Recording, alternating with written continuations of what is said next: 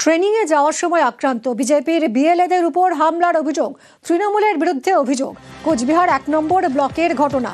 কি ঘটেছে জানাবে শুভঙ্কর, রয়েছে সঙ্গে। শুভঙ্কর, দেখো, তোমাকে জানিয়ে রাখি, আজ কোচবিহার ১ ব্লকের ধলুয়াবাড়ি বিডিও অফিসে বিএলএদের ট্রেনিং ছিল। সেখানেই যখন বিজেপি কর্মীরা বিএলএ ট্রেনিং নিতে যাচ্ছিলেন, সেই সময় তাদের উপর হামলা চালানোর অভিযোগ ওঠে তৃণমূলের বিরুদ্ধে। এই ঘটনায় ২ জন বিজেপি কর্মী জখম হয়। পরে তাদের কোচবিহার এমজিএল মেডিকেল কলেজ হাসপাতালে নিয়ে আসা হলে প্রাথমিক চিকিৎসার পর ছেড়ে দেওয়া হয়। যদিও এই যে বিজেপির এই অভিযোগ, হামলার অভিযোগ, সেই অভিযোগ কিন্তু অস্বীকার করছে তৃণমূল নেতৃত্ব। ধন্যবাদ শুভঙ্কর। ভিডিওর তরফ থেকে একটি মিটিং কল করা হয়েছিল আমাদের বিএলও 2 যারা, তাদের প্রশিক্ষণের জন্য। আমাদের কার্যকর্তারা পৌঁছাবার পর তাদেরকে বেধড়ক লাঠিপেটা করা হয়। 2-3 জন সিরিয়াস ইনজোর। আজকে আমার প্রশ্ন হচ্ছে যে বিডিও সাহেবের ওখানে মিটিং ডাকার পরেও কেন পর্যাপ্ত পুলিশ ফোর্স সেখানে ছিল না? তার মানে বুঝতে হবে যে বিডিও আগের থেকে পরিকল্পনা করে যাতে পুলিশ না থাকে তার ব্যবস্থা তারা করেছিলেন। আমরা চাই যে ইলেকশন কমিশন দ্রুত এই বিষয়ে পদক্ষেপ গ্রহণ করুক। মারধরের ঘটনা ঘটেছে এমনটা আমাদের কাছে খবর নেই, একটা বচসা হতে পারে। তবুও আমাদের দল তৃণমূল কংগ্রেসের এই বিষয়ে কেউ জড়িয়ে বিজেপির কোনো রাজনৈতিক কর্মসূচি নেই এবং তাদের কর্মী তেমন ভাবে নেই, তাই তারা খানিকটা মিডিয়ার মাধ্যমে প্রচারে এসে রাজনৈতিক ফায়দা তোলার চেষ্টা করছে। বাংলায় এসআইআর কাল থেকেই বাড়ি বাড়ি যাচ্ছেন বিএলওরা। এসআইআর সার্ভের আগে ফর্ম বিলি করা হবে। কমিশনের বিএলওদের হাতে এনুমারেশন ফর্ম তুলে দেবেন বিএলওরা। বাড়ি বাড়ি গিয়ে এনুমারেশন ফর্ম তুলে দেবেন। কিন্তু কিভাবে স্কুলের কাজ করে, অফিসের কাজ করে কিভাবে এই কমিশনের কাজ করবেন তা নিয়ে এখনো বিভ্রান্তিতে বিএলওদের একাংশ। কাল থেকেই শুরু হচ্ছে এসআইআর। কাল থেকেই বাড়ি বাড়ি বিএলওরা যাবেন এবং এনুমারেশন ফর্ম বিলি করবেন। সুদীপ্তর সঙ্গে কথা বলবো। সুদীপ্ত, বিএলওদের একাংশ তারা অভিযোগ জানাচ্ছিলেন যে কিভাবে স্কুলের কাজ সামলে বা অফিসের কাজ সামলে তারা এই এসআইআর এর কাজ সামলাবে, নির্দিষ্ট সময়ের মধ্যেই কাজ শেষ করবেন, ফর্ম বিলির কাজ। এই অভিযোগ তো তারা সামনে আনছিলেন। এই অভিযোগ সামনে রেখেই কাল থেকে তারা শুরু করছেন এই কাজ। একদমই দেখো, এটা বলা যেতে পারে বিশাল বড় একটা চ্যালেঞ্জ। এবং কোথাও গিয়ে যেটা অভিযোগ করা হচ্ছিল যে ১ তারিখে যখন নজরুল মঞ্চে যে ট্রেনিং চলছিল বিএলওদের, এবং সেই ট্রেনিং এ কিন্তু একটা হট্টগোল তৈরি হয়েছিল, একটা বিশৃঙ্খলা তৈরি হয়েছিল যে ডিউটি টাইমেই তারা ডিউটিটা করতে চাইছিলেন। যে যেখানে বলা হয়েছিল যে স্কুলের যে ডিউটি সেটা পরে ডিউটি করতে হবে বিএলওদের, সেটা নিয়ে তাদের একটা অভিযোগ ছিল।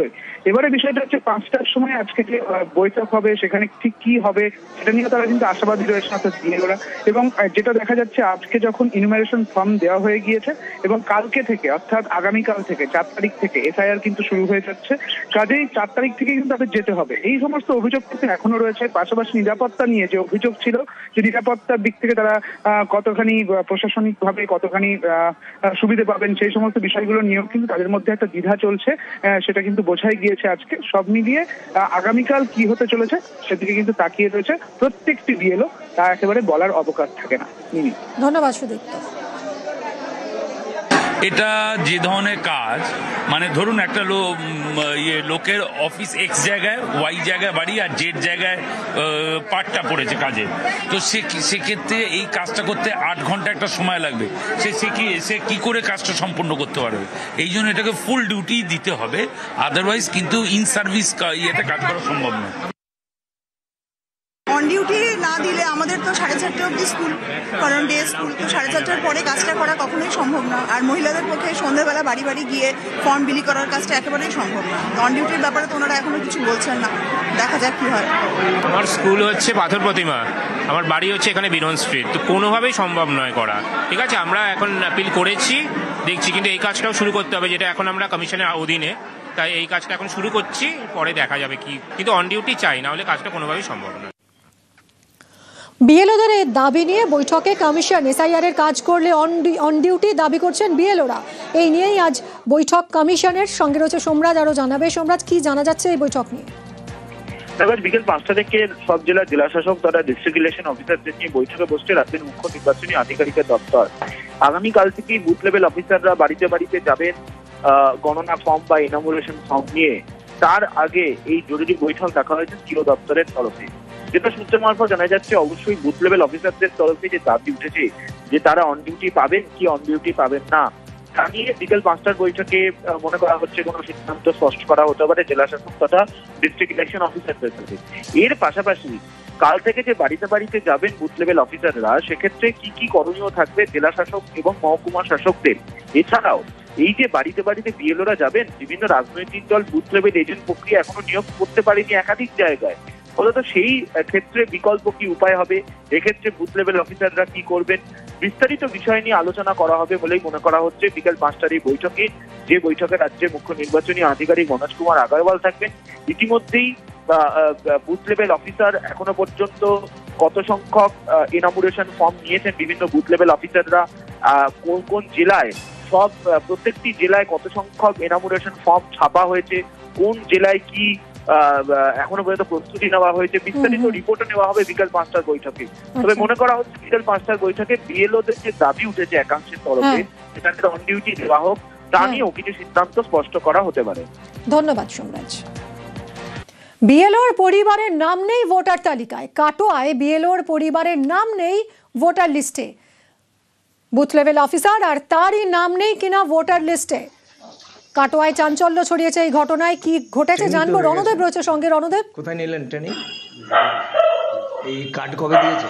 হ্যাঁ দেখো মিমি, ঠিক এইরকমই যে যিনি বুথ লেভেল অফিসার কাটোয়া বিধানসভার 22 নম্বর বুথের যিনি বুথ লেভেল অফিসার হয়েছেন বিএলও আকাশ বাগচি, তার নিজেরই নাম নেয়। এমনকি ম্যাপিং এর সময় তিনি অকপটে স্বীকার করছেন যে ম্যাপিং করবার সময় তার বাবা চিত্ত বাগচি এবং মা কুমুদি বাগচিরও নাম নেই, স্ত্রীর নামও নেই। যেহেতু তার বয়স সেই সময় ভোটার লিস্টে 2002 সালকে যেহেতু মাপকাঠি ধরা হয়েছে এসআইআর এর, সেখানে কিন্তু তার নিজেরও বয়স হয়নি ভোটার হিসাবে এবং তার স্ত্রীরও ছিল না, কিন্তু তার পরিবারের নাম নাই। এটাতেই কিন্তু তিনি নিজেও অবাক এবং শঙ্কিত।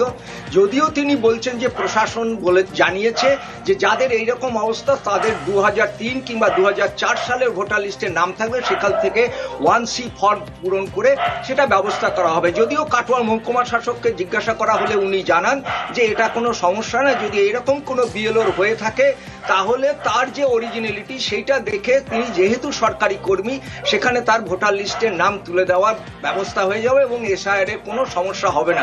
কিন্তু তার প্রতিবেশীদের মধ্যেও কিন্তু একটা আশ্চর্যজনক ঠেকছে যে কি করে এই ভদ্রলোক 1990 সালের পর থেকে এলাকার বাসিন্দা বেড়া দক্ষিণ পাড়ার চিত্ত বাগচি তার ভোটার লিস্টের নাম নেয়। হয়তো কোনো ভুল হতে পারে, কিন্তু অনেকেই প্রশ্ন তুলছেন যিনি বিএলও হয়েছেন তারই যদি ভোটার লিস্টের নাম থাকে তিনি কি করে যে বিশেষ নিবিড় সংশোধন অর্থাৎ এসআইআর এর কাজ করবেন, ম্যাপিং করবেন এবং সেখানে অন্য লোকের নাম আছে কিনা সেটা যাচাই করবেন। ধন্যবাদ। আমি 22 নম্বর পার্টির 1000 সীতাকুমারী এফপি স্কুলে নিয়োগ হয়েছি। যখন চেকিং করছি তখন দেখছি আমার নিজেরই মা বাবার নামই, কিন্তু ওনারা 1995 সালেও ভোট দিয়েছেন। আমি তখন খুব ছোট, আমাকে নিয়েও ভোট দিতে গিয়েছে ওনারা। 2002 সালের ম্যাপিং করতে গিয়ে দেখছি ওই লিস্টে ওনাদের নাম নেই। তখন তো আমার বয়সই হয়নি, তা আমার ভোটার হওয়ার কথাও নয়। যেটা ভালো হবে সেটা আমরা করবেন। 95-তে মানে ভোট দিয়েছে, তো তারপরে দেখছে খতিয়ে যে ওনাদের 2000 সালের মানে নাম নেই। তারপরে ওনারা আবার দেখছে যে নাম নেই, পরে আবার মানে পরের লিস্টগুলোতে নাম আছে ওনাদের। তো আগে ওনারা ভোট দিয়েছে, তারপরে যখন মানে 2000 সালে যখন মানে লিস্টে নামটা নেই পরে তুলেছে আর কি, এটাই।